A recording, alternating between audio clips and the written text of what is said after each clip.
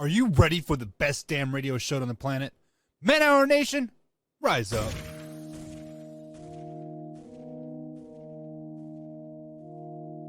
You don't want to be every time, no.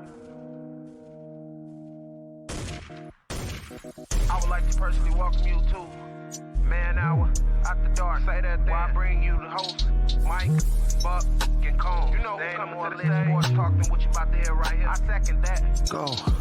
You know that it's us when we talking about sports. Giving you facts on the field to the core. Tune in, we need the support. 1 hour too short, then listen some more. On all your stations, not dropping no music. Starts like Adidas, but Nike just do it. Down 4 in the 4th, we go for the win. Michael 2 seconds, we taking it in. Buck, Mike, and Combs, you know what's going on. Man, now we're After Dark, no LA, we the big spark. No 4th and inches won't cut short. Got the best talking, it's all sports. Buzzing more than buzz beaters. We coming live all through your speakers, go.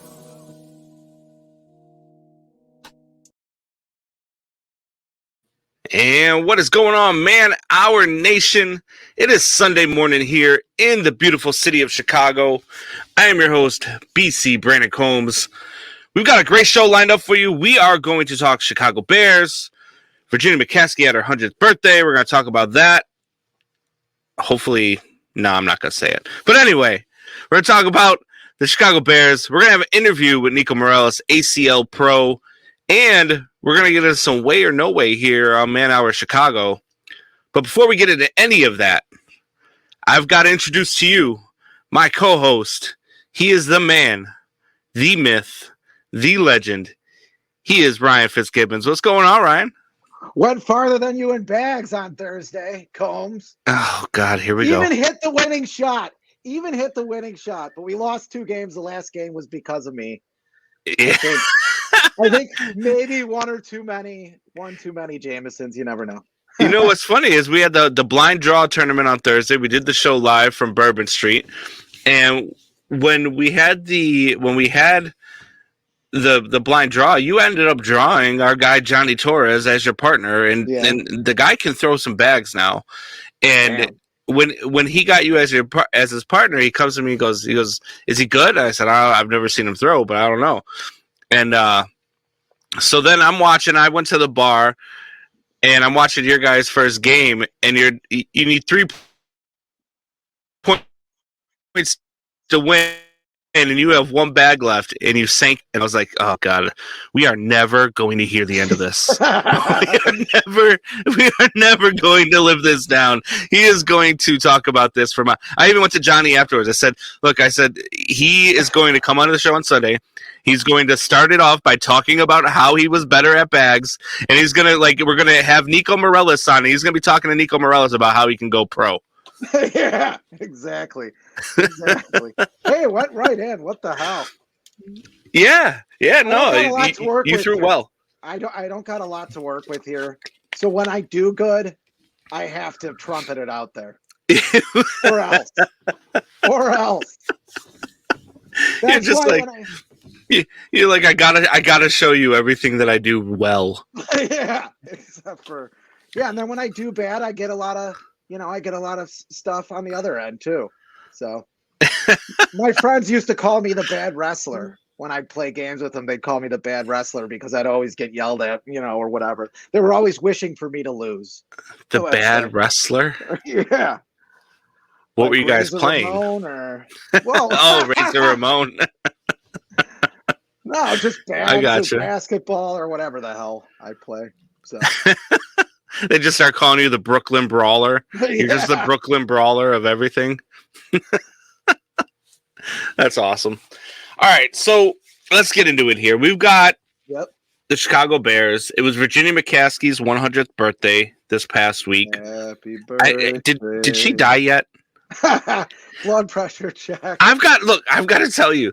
So everybody out there listening, my man Ryan sends me a text, and it's a picture of Virginia McCaskey. It's got a headline on it, and he said, "We talk about the show." And I actually got excited for a minute because I didn't read the headline that was underneath the picture, so I clicked on it because I thought Virginia McCaskey had passed away. and instead it was actually her 100th birthday celebration. So I was excited, and then I was saddened, and look, all jokes aside, happy birthday to Virginia McCaskey. I joke sort of when I say, is she dead yet? I just feel like that's the only way the Bears are ever going to get better. So I don't know. Happy birthday, Virginia.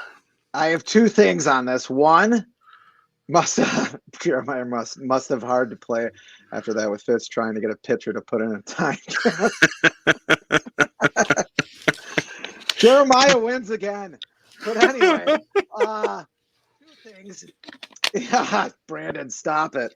Two things. You hear the word Virginia McCaskey and you see the Grim Reaper. I do. The second thing, I don't know if you heard about this recently, but Jeff Bezos put billions of dollars into research to reverse aging. Billions of dollars. So if somehow this technology comes out in the next couple of years and Virginia McCaskey is still alive, who knows? Who knows? She could live to 150. She could outlive you. Fitz. What are you trying to do to me here? We are 6 minutes into the show. We are 6 minutes into the show, and you're already trying to get my blood boiling. Yeah. If I was invited to Virginia McCaskey's birthday party, I would have shown up as the Grim Reaper, though. That's what I like. I would have just stood there next to her wheelchair, not saying a word to anybody and just pointing at her. Yes, exactly. Jeremiah says her and Ted Williams are going to run the show. Once they thaw him out. Unbelievable. His head is somewhere, isn't it? I believe so. Yeah, I believe that it had some part of him cryogenically frozen. I don't know what part of him was cryogenically frozen, but something was cryogenically frozen. I think it was his head. But yeah, dude. Speaking of cryogenically frozen, the Chicago Bears 2022 season is about cryogenically frozen. So we go into week 18 with a Bears team that, let's just face it, we are hoping for two things to happen today. We are hoping for the Houston Texans to find a way to accidentally win a game against the Indianapolis Colts, who are also probably trying to accidentally lose the game. And we're hoping for a Bears loss, right? Like, I mean, Look, you never, ever, like, I don't go into any season saying, man, I hope the Bears lose or any game. But it's to the point now where they found an injury for our guy, Justin Fields. They said, you know what? We're shutting you down for week 18. We're going to play. I don't even know who the hell our backup is. I can never remember his damn name. And we're going to go with him in week 18. Now, they also said that had this been a playoff game, Justin Fields still wouldn't have been able to go. I don't believe that for 1 second. I believe that is some Matt Eberflus, Matt Eberfluff. There is no way that if this was a playoff game, he would not be out there. So I think that they are trying to lose this game. This isn't the first game I thought that they're trying to lose, but I believe they are trying to lose this game. Nathan Peterman is his name. Thank you. I think Buck is chiming in the chat here. But I don't believe that the Bears are going to try to win this game. So now we've just got to rely on, we're going to lock down the number 2 seed at least, number 2 pick, I should say. I really am going to be interested. I might watch more of that Houston versus Indy game than I am going to watch the Bears game this afternoon. I'm not going to lie. It's possible. It's possible. I mean, if anybody could do it for us, it's Lovie Smith. I mean, come on. Kick it in gear. Let's go, Lovie. And that Colts team, oh my God. That is Have you heard the Lovie rumor? No. So rumor has is that he's been begging the Houston front office for a second season, and all indications are that he's one and done there.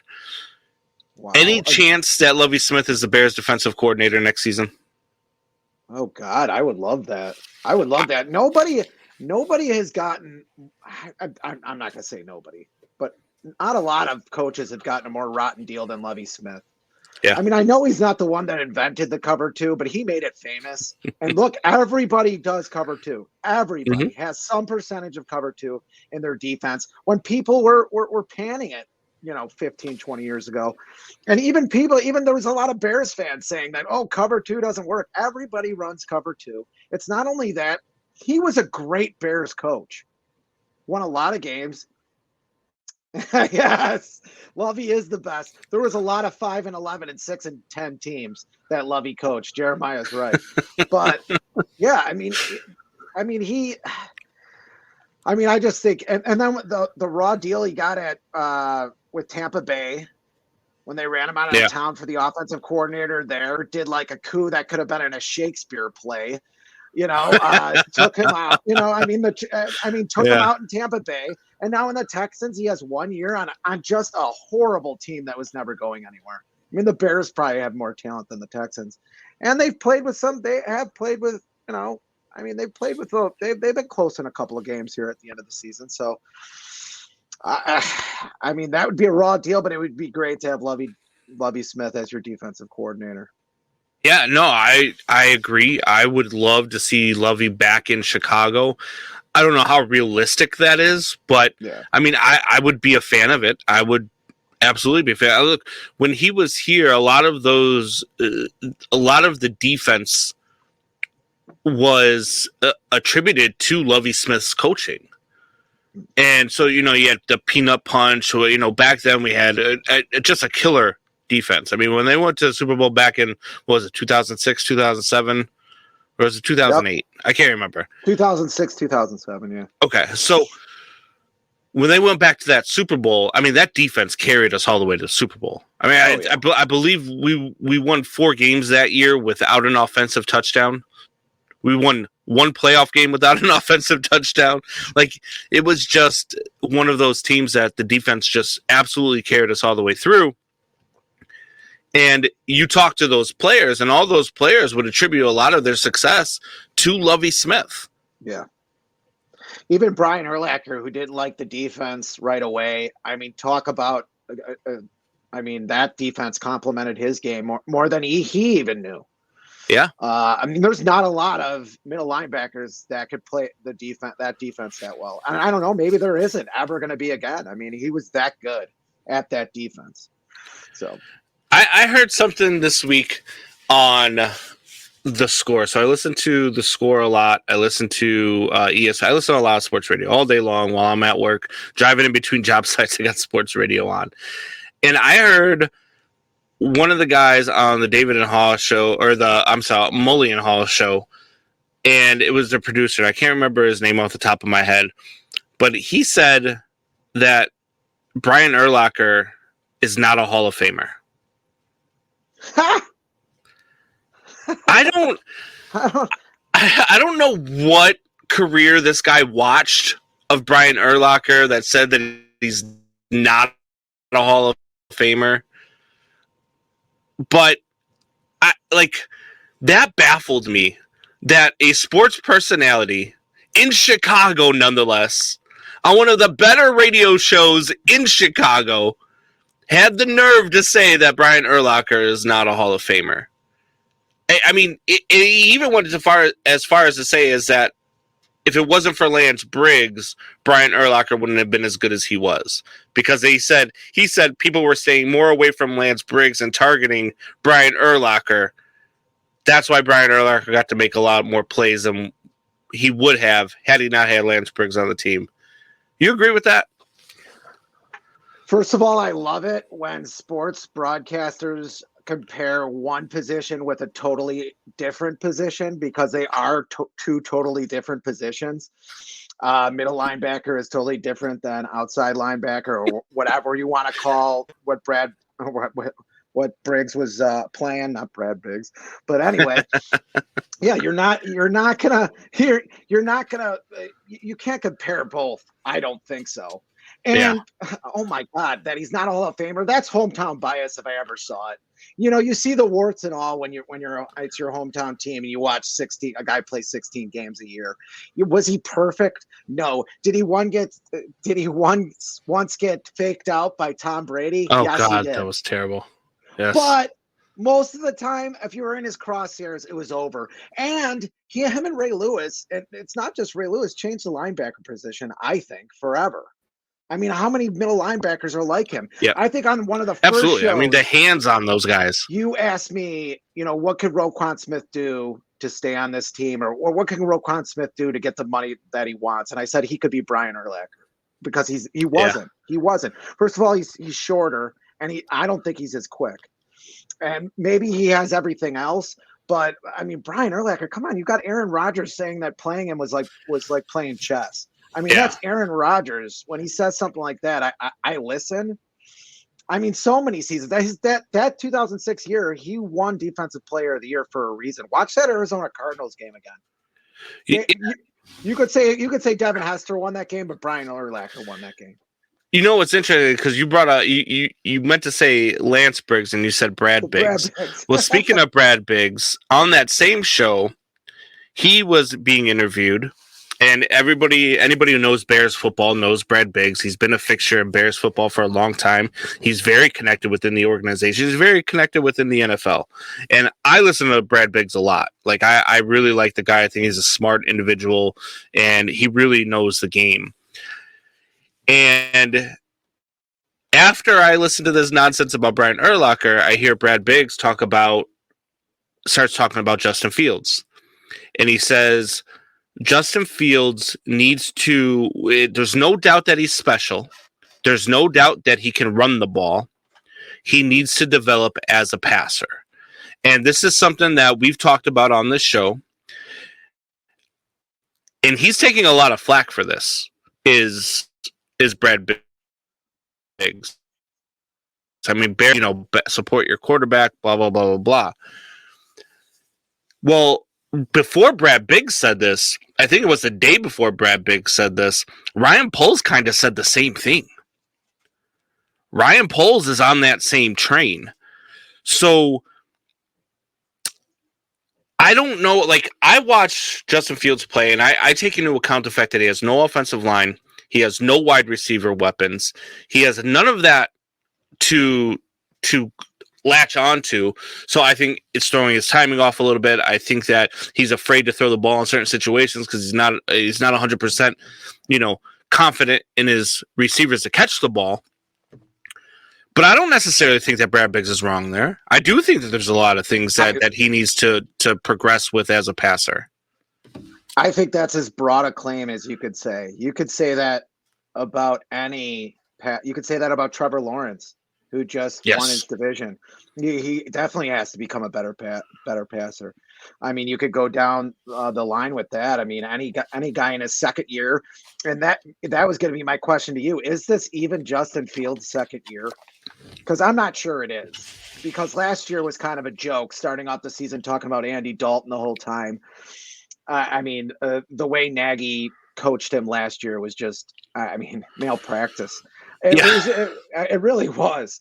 I mean, if you go back and listen to some of those quotes from the beginning of last season or into the season, just ridiculous. And then that Cleveland game was unbelievable. The way he used them in that Cleveland game. He hasn't nobody in the backfield, with that offensive line. Like it's unbelievable what the kid had against him.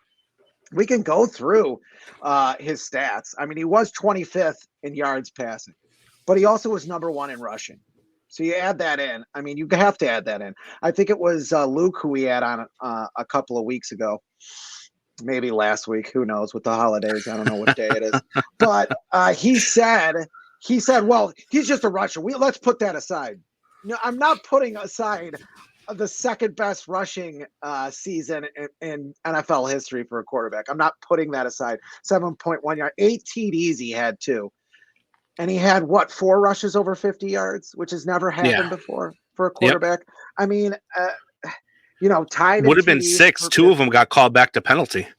Yeah, that one penalty block in the back against Minnesota. They would have won that game probably if they The had block that. in the chest that got called a block in the back. Yeah, that Yeah, one. and then the guy like walked away. It was so Yeah. dumb. QBR rating, he's tied for 17th. I mean, I just don't think I don't think he had that bad a season passing if you consider everything and then you add in the rushing. But is there room for improvement? Yeah, I think with anybody there's room for improvement. I don't even know if that is even saying anything. Yeah, look, with Justin Fields, I've said before, and this was my knock on him coming out of the draft, was that he holds onto the ball too long. Yeah, He doesn't hit his receivers in stride. He doesn't hit them when they break. Being open in the NFL is different than being open in college football. So he's got to start to distinguish that difference. And I'm with you. I don't count this as Justin Fields' second season. I count this as Justin Fields' rookie season. Okay? Mm-hmm. Because I throw the first season out. So for essentially a rookie to come out and do what he was able to do with his legs, some of these are designed runs, but a vast majority of his yardage and a vast majority of his runs are impromptu because the pocket collapses 2 steps into the pocket. And he's got to break tackles. That game against, I want to say it was the Green Bay Packers, they had him sacked like 5 or 6 different times on the same play. And he was able to break that and run it into the corner of the end zone for a touchdown. It was probably one of the most amazing things that I've ever seen out of a Bears uniform since the great Walter Payton, right? Yeah. Like, so when you take a guy like that, and you also add the fact that what you saw from him in college, the guy can sling the ball. You've just got to get weapons around him to allow him to sling the ball. You've got to get an offensive line in front of him to allow him the time to find a wide receiver that gets open. Of course, you got to get him a wide receiver that has the ability to get open, but you've got to allow him the time to find that wide receiver. And you've got to allow him the time to sit in a pocket like you allow guys like that you see on other teams. I mean, you take it, for instance, you brought him up last night, but the Jacksonville Jaguars, I mean, they absolutely, any other team that they're playing other than the Tennessee Titans, who lost 7 in a row to lose this division. Unbelievable. They lose that game. That throw, Justin Fields, that throw in the end zone in the first half, Justin Fields makes that throw, what, 100 times out of 100? Well, many times out of 100, maybe 98 times out of 100, but he does make that throw, yeah. Yeah, and you're watching a guy like that, and once the Bears go into this offseason with $116 million in cap space, once they get into this draft with maybe the number 1 overall pick that they're probably going to trade as much as they would the number 2 pick, you're going to see the real Justin Fields, as long as the Bears are convinced that he is their guy, which I really hope that we are, and we'll get into this a little bit later after we have our interview with Nico Mireles. But you're going to see a guy, if the Bears build around him, you're going to see a guy that develops into the best quarterback to ever put on a Bears uniform. And that's what you're going to find with Justin Fields. As long as the Bears can build around him, you are going to find that guy who is going to be the greatest quarterback to ever put on a uniform. Bears uniform, yeah, I should say. I mean, I wouldn't be surprised. And bringing up Trevor Lawrence, I don't see numbers for Trevor Lawrence that tell me that he had a better season than Justin Fields, even with better players around him, which he obviously has. I mean, I think it's a push. I think we can't say who the best quarterback in the 2021 draft was. I don't. You think want to talk about a busted pick? Trevor Lawrence to me is a big bust. I said that the night of the draft. I wouldn't have taken him at number 1. I think Trevor Lawrence is a bust, and I don't think that Trevor Lawrence is going to be that guy. Trevor Lawrence has way more weapons and a better offensive line than Justin Fields has, and his numbers aren't that much better than Justin Fields. Not at all. No. So. We'll get into that a little bit, but before I do want to get into, we have an interview today with Nico Mireles, ACL Pro. Our guy Johnny Torres is here, and we are going to talk with Johnny for a minute, and then we'll bring on Nico. So without further ado, let's bring on Johnny. What's going on, Johnny? Hey, good morning, guys. Can you hear me? Yep. Yeah, we got you. We got you. Oh, man, what day is it today? Are you still tired from having to carry Ryan all night on Thursday night? Stop it. Stop it. No. What's up, partner? What's up, partner? Hey, what's up, partner? He hit one shot, and now he's gonna ask Nico later if he's ready to be a pro. No, he hit a couple of shots. I tell you, no, Fitz, you did a really good job. The head is getting bigger. No, he really did a good job. I was thinking, it was going to be much far worse than what it was. But no, you did good. I really do think you did good. Can you get better? Absolutely. Yeah. But that's the whole point of this is you're able to join a competitive blind draw, and it's a learning experience, right? So yeah. But no, I think if with a couple of adjustments, I think you could be a really good back thrower. But yeah, it was fun. You'll at least be able to win at the family barbecues. You'll at least be able to win there. Hey, if I can kick my father-in-law's ass, I'll be happy. But here, I do have a question. Can someone with a throw like me even be that good? I mean, because I see these guys spin them up there. You kind of slide them up there too. I'm more of a height guy, and that's just, I don't know. It's just unpredictable. It's hard to keep that throw consistent. But you sort of spin them up there a little bit. You kind of got a different throw, I'd say, Johnny. You kind of spin it up there, but it slides in. Mine kind of has to plop in or bounce in. I'm not going to lie, Ryan, when I first saw you throw, it reminded me of the guy who goes bowling and uses two hands and goes between his legs. No.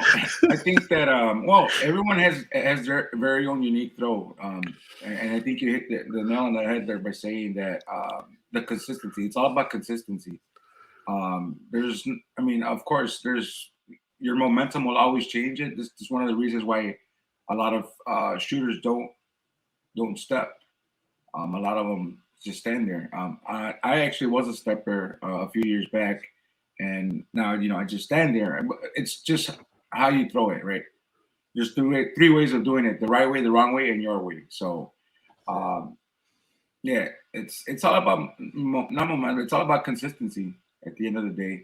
And yeah, you can definitely beat your father-in-law. I think we'll work on that.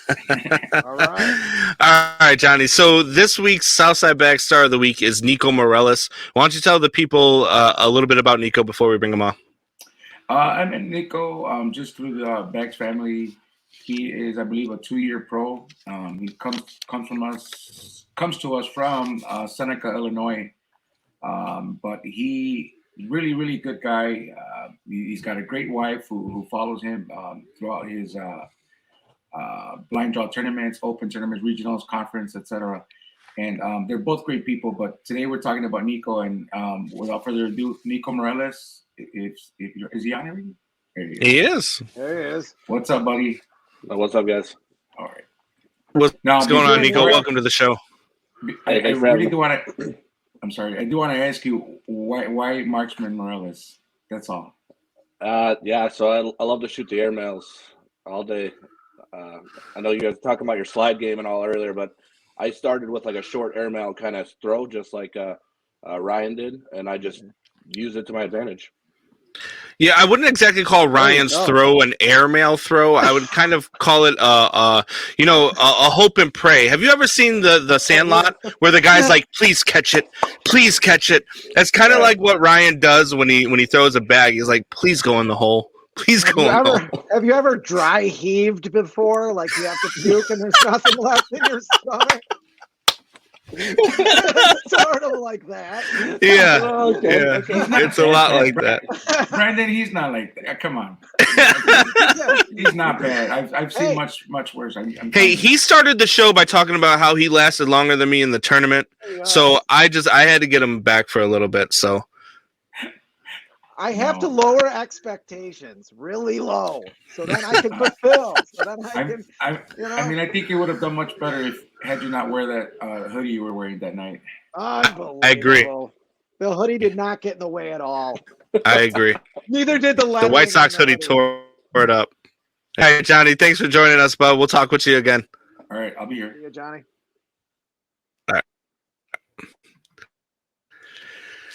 All right, Nico, what's going on, buddy? How are you? Good. I'm a little tired. Got home from So the train at Seneca. about 1:30 this morning. 1:30. Damn. Oh wow! Well, thanks for joining us. We Wow. appreciate it. Yeah. Thanks for having me. Yeah, if I would have got home at 1:30, I'd probably still be sleeping. I'm not gonna lie. I'm too old for that shit now. Well, it's a 2-hour drive too. It's from Madison, Wisconsin. Oh, Oh boy. man, yeah, that's Hey, a hell of a haul. I do actually do medicine every 2 weeks for work. Yeah, I did. I won singles and doubles though, so it worked out. Awesome. So look, there's a lot of people that will look at, the ACL. They'll see it on ESPN. They'll see it on all these other networks. Comcast Sports Chicago, whoever's showing the events at the time, and they'll look at that and they'll be like, "Wow, you know what? I think I could compete. I can't believe that these guys get paid to play bags all day long, right?" Is that really the case? Like when you're on the ACL, are you just making mass amounts of dollars to throw bags? No, not everyone. I would say probably about the top 5% do well. But other than that, yeah, I work a full-time job. I travel, use my vacation time to travel and, make up the rest that way. Yeah, and I heard that a couple weeks ago from another guy who said he had been pro for a couple of years and then just stopped because he was tired of having to spend so much of his money to go to these tournaments. And I was kind of shocked by that. Like I was shocked by the fact that guys who are pro are actually paying to go play in these tournaments or paying to travel to these tournaments, because you hear the word pro and you think, oh man, he's sponsored, he's got all this other stuff. Like you guys are actually, it's like what we do on the show, right? We're working full-time jobs. We're trying to create something that we have, and we're trying to do it for a living as we move forward. But you still actually have to have a living on the side. Yeah, I think, like I said, about 95% of us right now currently have to. This year versus last year for me is 100% paid for, so I don't have to worry about the expenses so much and just have fun. So what's your favorite shot?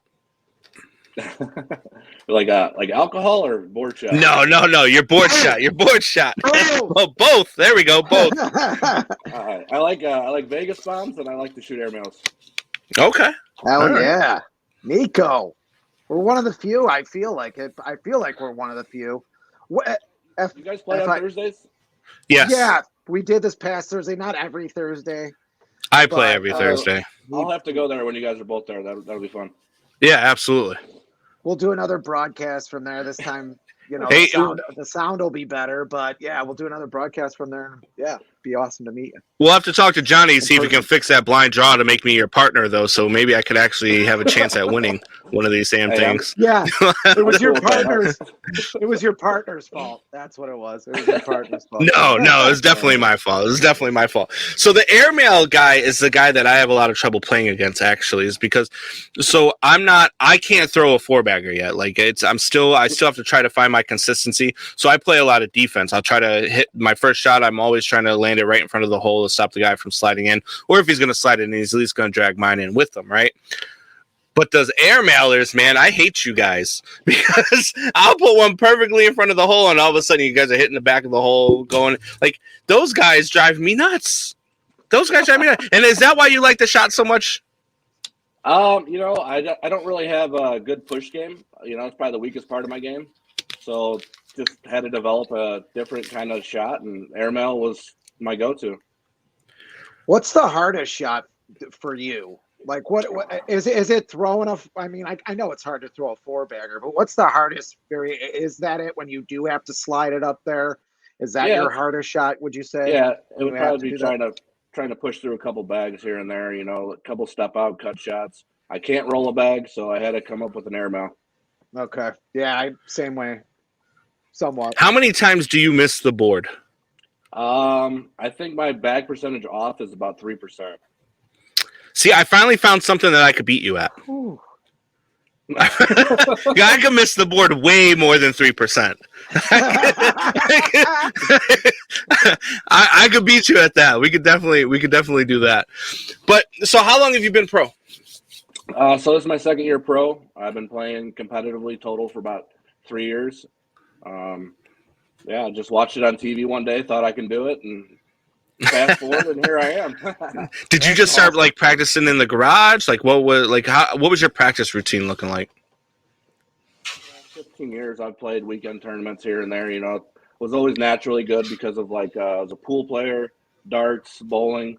Yep. Started there with the hand-eye, and then very competitive. I seen it on TV. I was like, oh, I can do that. And my first tournament ever, I went 0-2 in both. Not a good start. But then we got some great players in our area, and they actually helped me, took me under their wing, and here I am today. Yeah, I think the the Southside Bags family. Yeah. Go ahead.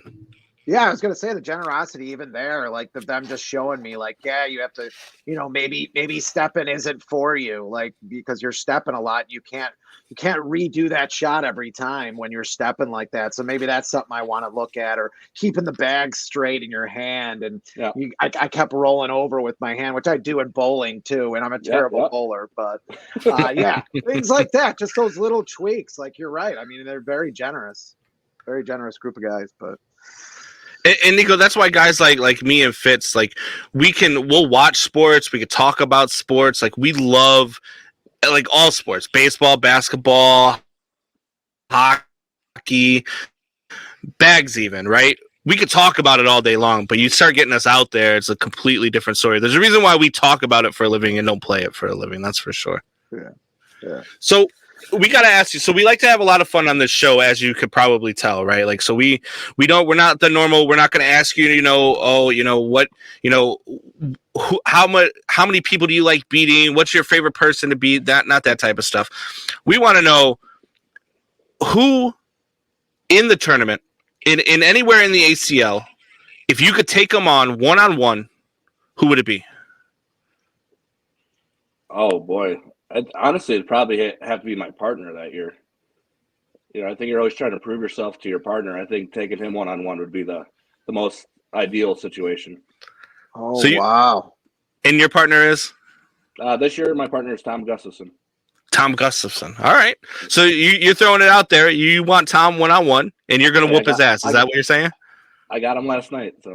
Oh, that's awesome.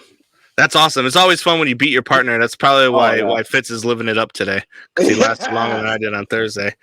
Yeah, that's awesome. The winning we'll give shot that one too, right in the hole. So Nico, Cubs or Sox, Nico? Oh, my favorite color was blue growing up, so I was a Cubs fan. Atta boy, that's 2 in a row, man. That's 2 in a row, Fitzy. That's 2 interviews with Cubs fans in a row. But my mom's whole family is Sox fans. Really? Yeah. That's my wife's whole family is Sox fans. That's your mother. I do have another question. So, and I asked the last pro on here this same thing. So Combs is probably going to start shaking his head. But where does the law? You obviously like to have a few drinks. It sounds like.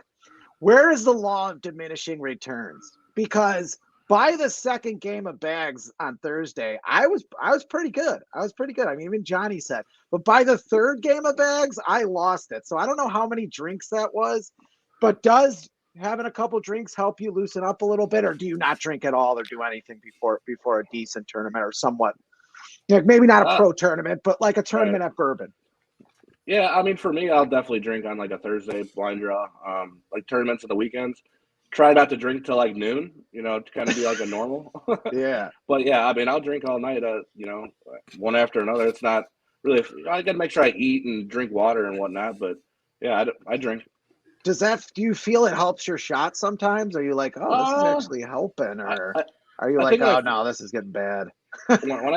when I first started, I think I did it just to take the edge off, take the nerves away. Yeah. Now it's just, I don't think I've ever thrown a bag without having a drink. All right.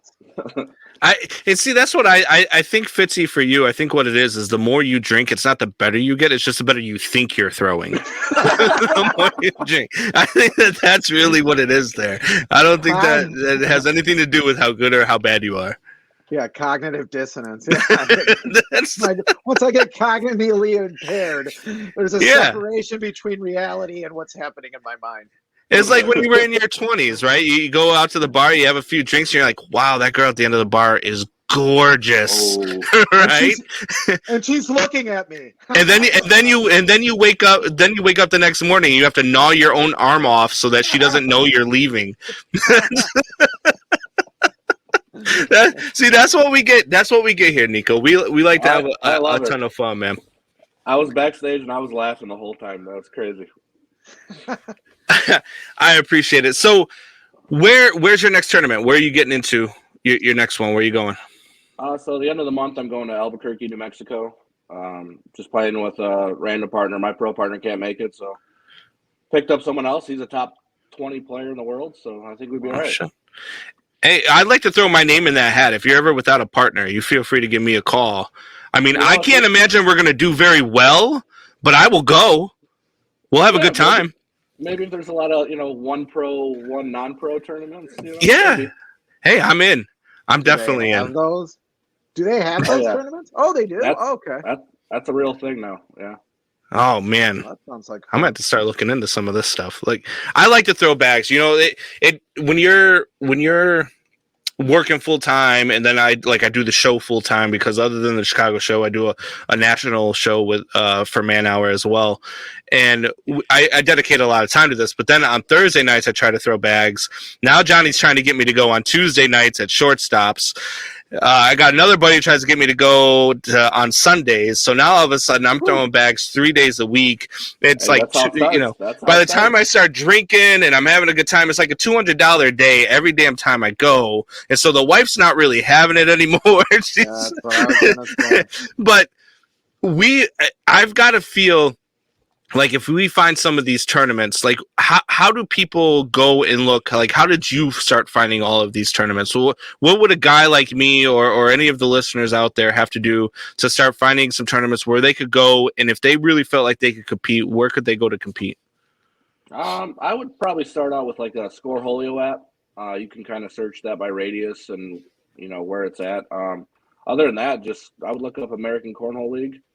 And, there's a schedule on there. You guys can travel or, just like you said, you got trying to go to Tuesdays, Sundays, Thursdays. I mean, people start talking. Yeah. Yeah. And I feel like the more you throw, the better you're going to be, right? Because the more you throw, you can find, like, that's why I was working when I was out of the tournament. I found the free boards on the end, and I was throwing for like an hour and a half by myself, just trying to find that consistent toss. And when you start doing that, as Johnny chimes in and says, just follow Southside Bags, Combs. Sheesh. But we are like, guys like me, I think the more we throw, the better we'll be. But I think it also matters the bag. Like me, I like throwing this Titan bag, and it's the 2.0s, and I like to slide. So, but I also have a high toss. So when my bag lands, it doesn't slide as fast as a normal one does. So I actually have my slick side is a 10, my rough side is a 6. And I really like throwing the bag. It bullies a lot. So if you're sitting in front of the hole and I just got to go over, if I throw it hard, it just roll right over your bags. So what kind of bag do you throw? What kind of bag do you recommend for beginners to start out with? For myself, so I'm a Titan bag thrower. So, I would probably start off with like a Titan Venom. It's kind of like a slower, keep it on the board kind of bag. And then me personally, I throw the Titan Scavenger, which is like a 5.8. So it's kind of like a happy medium. And then for people that have like a softer toss, maybe go with like a Devastator. It's like a 6.8. Yep. I saw somebody last week at this tournament. They were throwing a 3-0. It was a Titan bag, but it was a 3-0. And when I tell you that the bottom side of this bag felt like my wide receiver gloves in football. Like, I was like, what the hell? And I threw it, and it hit the bottom of the board, and it just stuck. Like, it didn't go nowhere. And I was like, wow. I said, this is somebody who's really learning. I think we lost him for a second. He froze for a second. This is crazy. Oh, my bad. Am I back? Yeah, you're back. All right. Sorry about that. But yeah, no, I was just saying I would never recommend for anybody to throw a 3-0. No, I think that's more of like a fun style bag versus a competitive style. Yeah, that's one of those, like, if I'm going to play against you one-on-one, I'm going to force you to throw that bag while I get to throw my regular bag. like if you're not airmailing everything, your bag is going to stick, and I just want it to stay there and not go anywhere. Yeah, we can do that. All right, Nico. Well, thanks for joining the show, boss. I had a lot of fun. Hope to have you back here again. Anytime you want to link up, come down on Thursday nights, man. I would love to see you. I'll buy you a round of drinks. I'll buy you one of those Vegas bombs while Johnny and I have our traditional peanut butter whiskey shots. Oh, wow. Yeah. We love those peanut butter whiskeys. So let me bring Johnny back on here for a second. Johnny, thank you for hooking everything up with Nico. We appreciate you, man. Anything you want to add before we leave? No, thank you. Once again, Nico, for accepting our invitation here, starting off the year right. Is there any sponsors you would like to send shout outs to, Nico? Or anyone you want to shout out? Yeah, I got my bag sponsor, Titan Bags. It works for me. It's probably one of the most affordable bags out there. It's good for everyone. I got a couple other sponsors locally, Branson Associates, Clayton's Tap, Midwest Auto. I'm working on a couple more sponsorships actually after this. So that's awesome. Great. Good luck in New Mexico. Good luck in New Mexico. Thank you. Sure. Thank you. Hey, and if any of those sponsors want to sponsor a sports radio show, I know a guy. There we go. I like that. We appreciate you guys. All right, guys. Have a great day. Thanks for having me. All right, that was Nico Mireles and Johnny Torres. Man, I love talking with guys who are on the scene, who are pros, who get to see things that normally we wouldn't get to see, right? Like, we don't know what it's like out there, right? Like, would you have ever thought that a pro is working a full-time job? I don't know. Maybe. But nowadays it's like everybody's making money off weird stuff. With TikTok and my kid watches a show of a kid that opens up toys. And the kid's making like freaking $500,000 a year or something like that. So yeah, you know what? If I really thought about it, I would think if you're top in your game, that you're making enough money to where you can quit your job or just take a sabbatical. Dude, I would do anything to make enough money to quit my job right now. I'm about to start an OnlyFans. I'm about to do something. I don't know. I don't know if that's going to work out for you. No, it's not going to work out at all. But anyway, I like Nico, and he made me feel better about my throw, that someone could get that far with a throw like that. Because let's face it, the most popular throw is the slide throw or the spin it up there, whatever. That's the most popular throw from what I see. But yeah, so I'm a spinner. I like to spin the bag. I have not perfected the airmail yet. Every once in a while, I will try it. Like if there is a bag or a couple of bags sitting around the hole, and I'm trying to do something, like I will get crazy with it and try to airmail it. And once in a while, I'll get lucky and hit it. But it is, as Johnny says, that's my cue. Bye, boys, when I start talking about my OnlyFans page. And Michelle says, same. So I guess my wife is not going to be in on the OnlyFans page. So now it's really not going to make any money. So I like to, every once in a while, I'll get crazy with it. I'll try to airmail it, do what I got to do. But it sometimes it works, sometimes it doesn't. So I talked to you last night. We talked about a new segment, and it's for those of us that follow us on Man Hour on the national show, you've seen this segment before. It is called Way or No Way. So the way that it works is I will come up with a question about something, in some sports topic. I will come up with the question, and I will say, way or no way. Ryan will say way or no way, and we'll tell you why we believe it's way or no way. So that is the purpose of this segment. So without further ado, Ryan, the Bulls, 6 of their next 7 are against teams under 500. They're on a 3-game win streak. Way or no way, they should still blow it up. Way, they should still blow it up. I think they totally should still blow it up. The worst place to be in sports is mediocre, and that's where I see this team going. After last year, it's just so disconcerting just where they're at right now. Beat a Laurie Markkinen led team last night, pretty decisively, played well. Zach Levine is, I mean, I think you could say he's pretty much back after starting the season, obviously still hurt, but I don't see this thing. I don't see this thing going anywhere but mediocrity. And you don't want to be there in sports. You either want to be real bad or real good. I mean, that's where it is now, but I mean, they know more about it than I do, but yeah, I'd say way blow this thing up. So I'm leaning more towards no way with this. Now, before this stretch, we talked about, that back-to-back loss against the Cavaliers was bad. Like I didn't like the way it hit. You gave up 145 points. Yes, you lost them by 1 point the game before, but then you gave up 145 points to this Cavaliers team. And I was like, man, this team's really looking bad. And especially since it was coming off of a win against the Bucks. But since then, they've beat the Nets, they've beat the Sixers, they beat the Jazz, they have the Celtics tomorrow night. And I'm going to tell you right now, if they beat the Celtics tomorrow night and say they go 6-1 or even 7-0 down this next stretch, I don't think you have to blow this up. I think maybe you could chalk up the first part of the season to having some ups and downs. Maybe there was some turmoil in the locker room. Maybe they figured all that out. We don't know what's going on behind closed doors.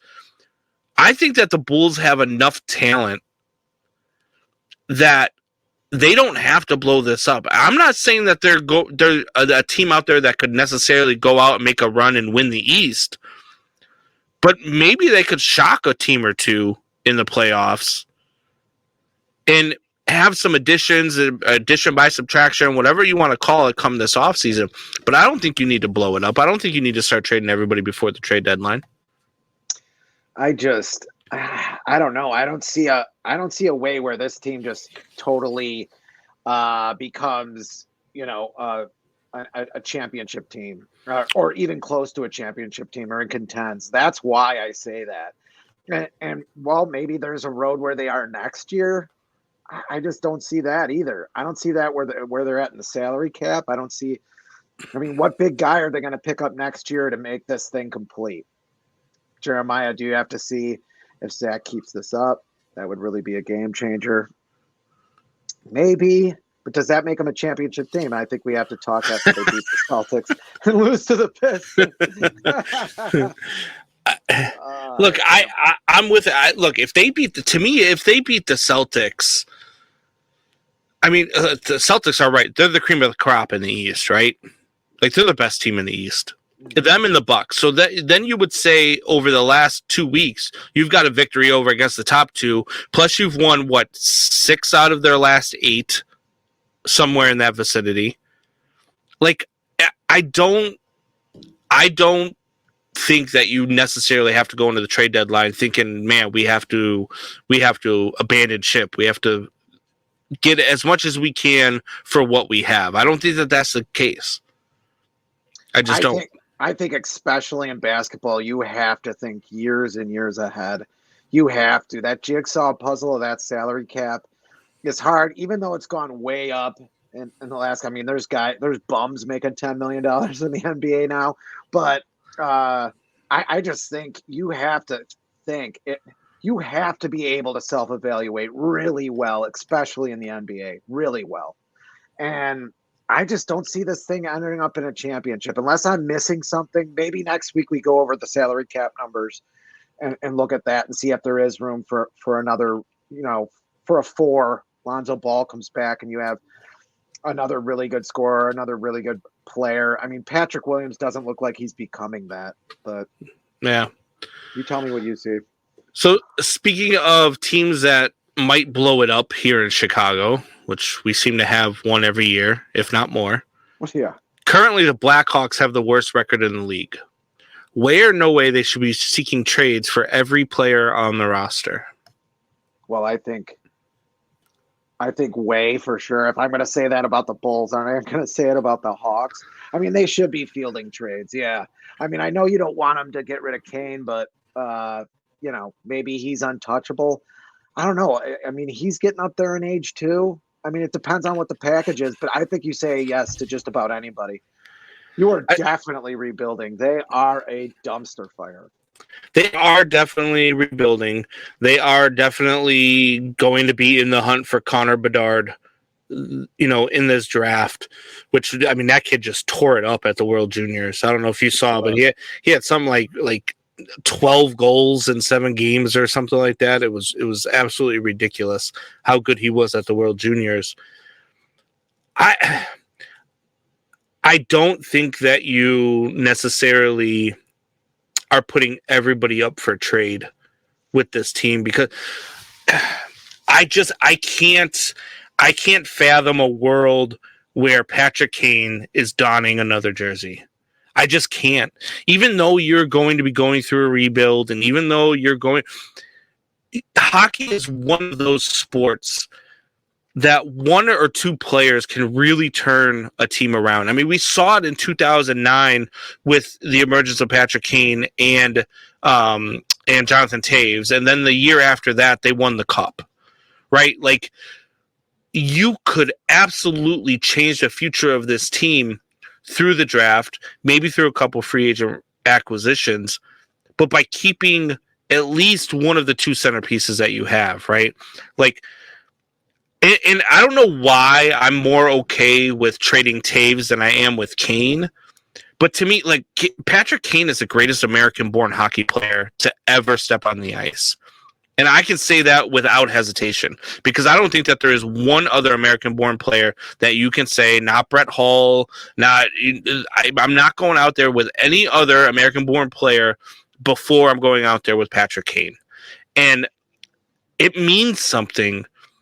At least it used to mean something for a player to start a career with an organization to finish a career with an organization. Could you have imagined Bobby Hull donning a Blues or a Red Wings jersey for his last 2 or 3 seasons in the league? Like, I just can't. I will be really upset with the Blackhawks if Patrick Kane is in another uniform. I really will. Like, it'll be hard for me to swallow that. Will it be? I mean, yeah, I could see it. If you want to keep him around to be kind of your centerpiece for the next 2 or 3 years, I could see them doing that. Maybe he's the untouchable. But if you got the right package, they're going to say yes to it. I mean, that's just the sports that we're in right now. It just is. I mean, I know it is in baseball. I know it is in baseball. There is no loyalty in baseball whatsoever. There's no loyalty between owners and players.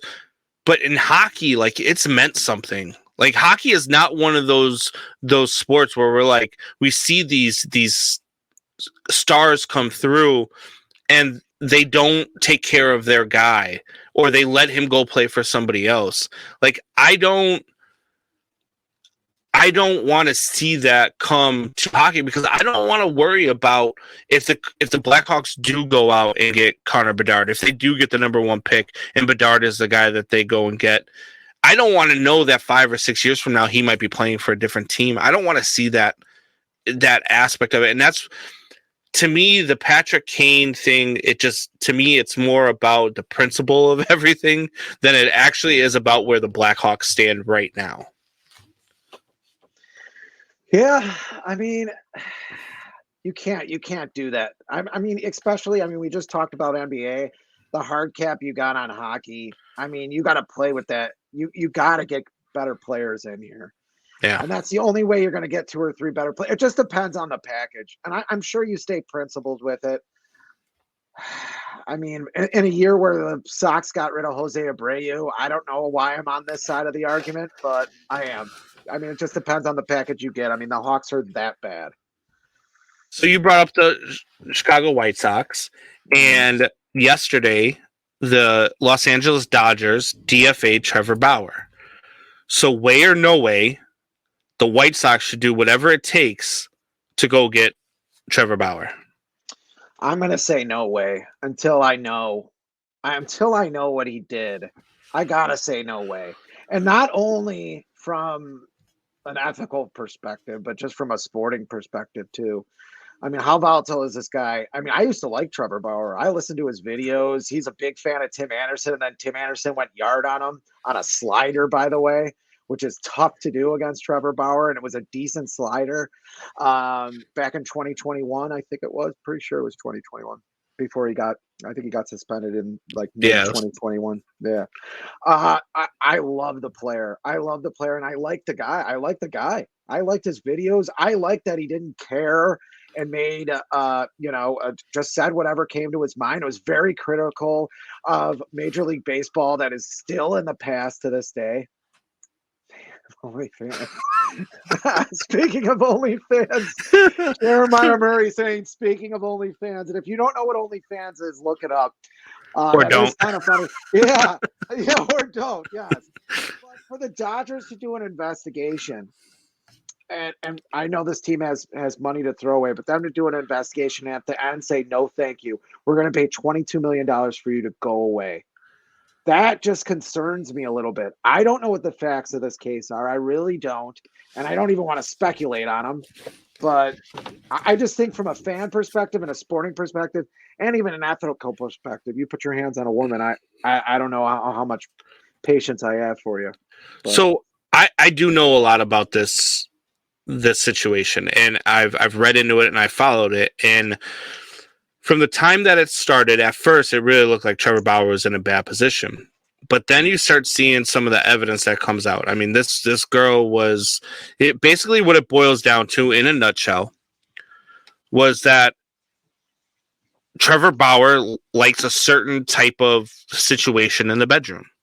He likes to have rough sex. He likes to get rough, and he likes all that stuff, the choking stuff, he is into that. And this woman was sending him texts, letting her know that she was into it too. It went back and forth and back and forth. And to me, what it boiled down to is if you use logic based off of everything that was presented to you, was that this was just consensual sex with a woman who this also wasn't her first time accusing an athlete.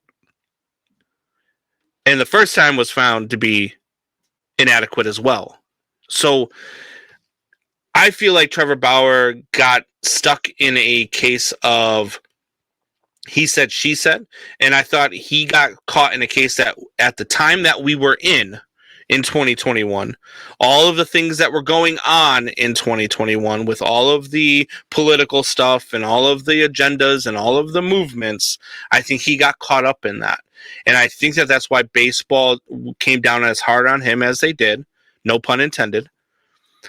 I think that that's why the Dodgers now are able to are looking at this from a perception point of view and are saying, you know what?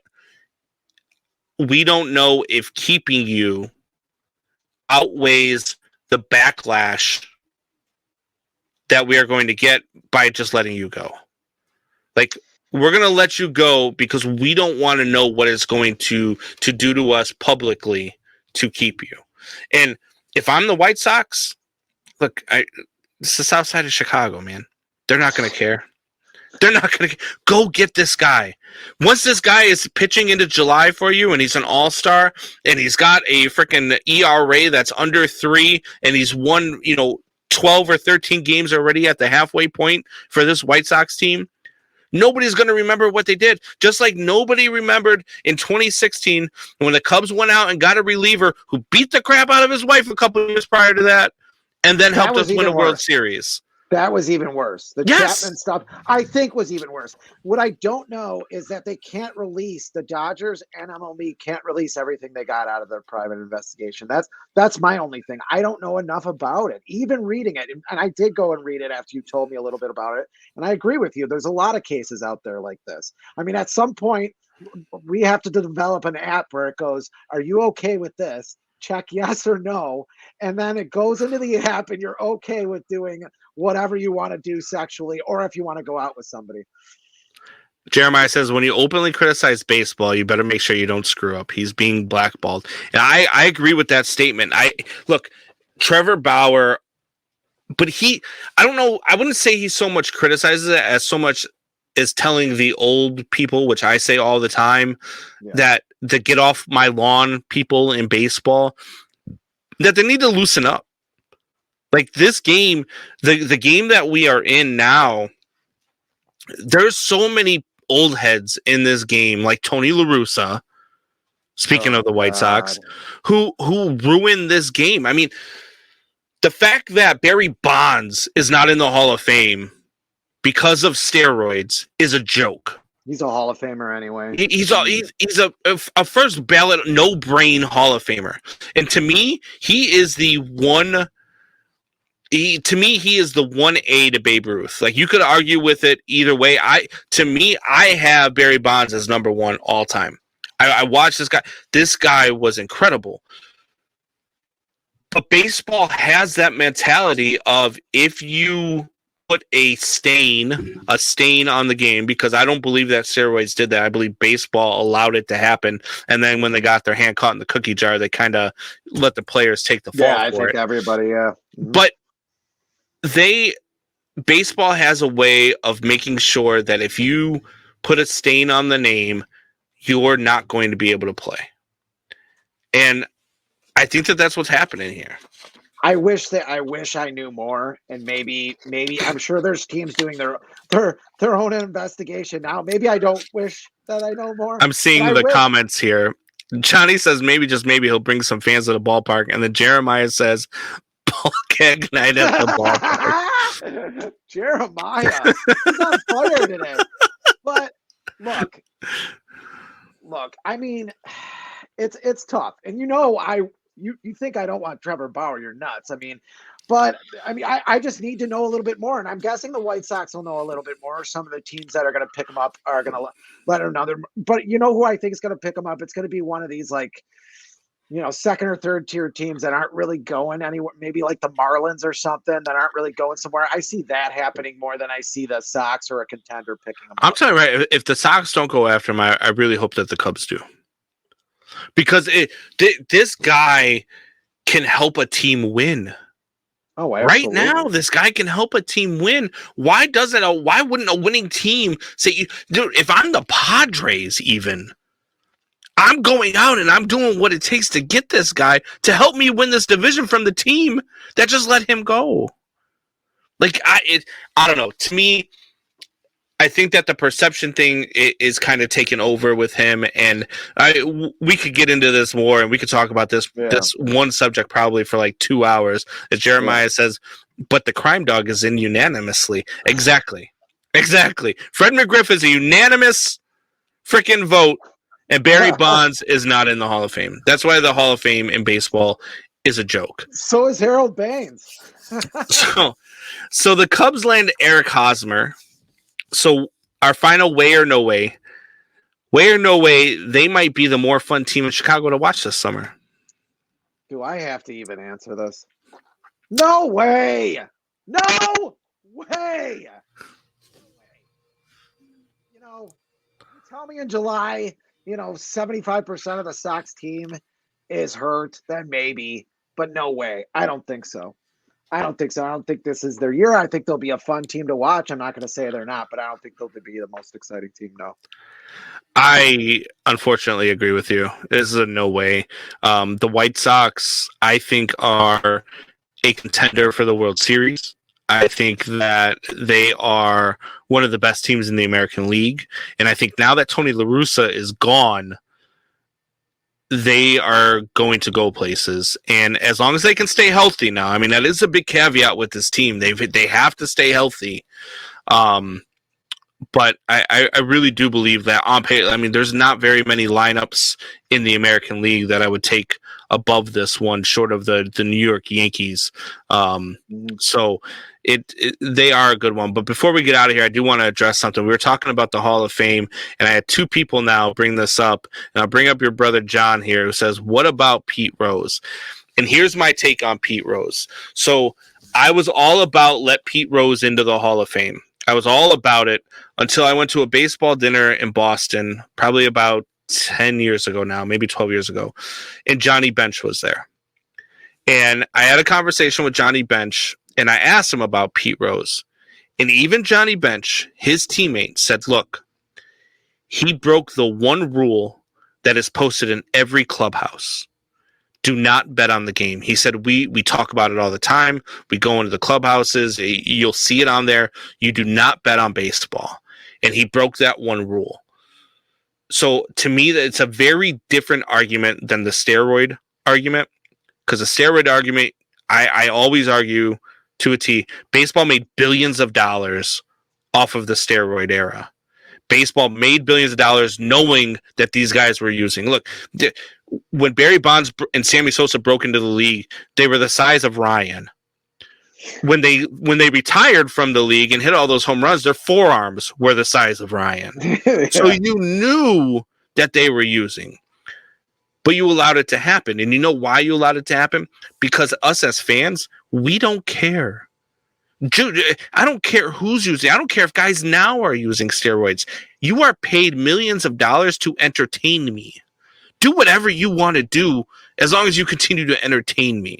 Like that's what I want to see. Help my team win ball games. But Pete Rose is a completely different thing. And if his teammate, the guys that went into games with him, that spent their careers with him, don't believe that he belongs in the Hall of Fame, and that in private conversations nonetheless, then I have a hard time arguing for it too. It's when he was betting too, and I think the argument has always been like he always bet on his team. Did he bet every game on his team? I doubt that. So he knew when they were going to win. He knew when a pitcher was going to be okay to go or not okay to go, or that he was looking really good lately and he was on a good stretch. So he bet on his team. Whether he bet on his team or not bet on his team, I think that's irrelevant. I agree with you. Unfortunately, I'd love to disagree with you, but I agree with you. I think Pete Rose is out. And in a league where Nelson Cruz is hitting 40 home runs at age 41, 42, there's something going on. But I think just letting it just go, just letting like anybody take steroids, I don't think you can do that. I think there's health issues, one there. I think two, then you're going to have guys who start off with a size 11 shoe and have a size 16 shoe by the time they're out of baseball. I think you do have to have some sort of testing. But yeah, I'm leaning towards your side on this with steroids for sure.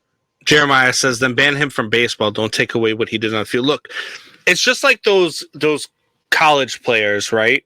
That after they leave, like let's say Reggie Bush, for instance, right? They took away his Heisman.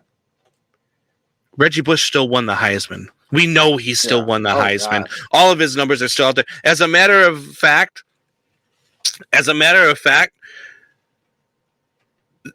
Pete Rose went and opened his own shop across the street from the Hall of Fame. So if you want to see Pete Rose at the Hall of Fame, you don't have to go very far to do so. Pete Rose is a different argument. I mean, we could have that argument all day. I don't mind having that argument all day. No. Like I could talk steroids. I could talk the Hall of Fame. To me, the Hall of Fame's a joke anyway. So the fact that anybody is not in it now, until Barry Bonds, until Roger Clemens are in the Hall of Fame, and I don't even argue for Sammy Sosa because I don't believe Sammy Sosa is a Hall of Famer, because the way I look at the Hall of Fame, if you want to take steroids into account, take away the power numbers. And if you take away the power numbers, what are they? If you take away the power numbers from Barry Bonds, he's still a freaking perennial Gold Glove winner. He's still a guy who hits over 300, and he's still one of the most feared hitters in the game. Yep. So Barry Bonds is a Hall of Famer. Roger Clemens is a Hall of Famer. Until those guys are in, the Hall of Fame is a joke. So we're going to leave you out with that one, as Johnny Torres Simon says ACL pros are juice. And John says they still lost to Notre Dame in 2006. What is he talking about? Like, is that just like a random, who lost to Notre Dame in 2006? Who is he talking about? I think maybe he's in the wrong chat. Maybe he's thinking about something else. But anyway. Maybe he's just trying to the Bush push. We were talking about Reggie Bush. Yeah, okay, I got you. Yeah. You're right about that. I agree. But I also don't think that Joe Montana is the greatest quarterback of all time. And we're going to leave it with that. Fitzy, it's been fun, man. We will talk Yeah. with you later. Mhm. Till then, Man Hour Nation, rise up.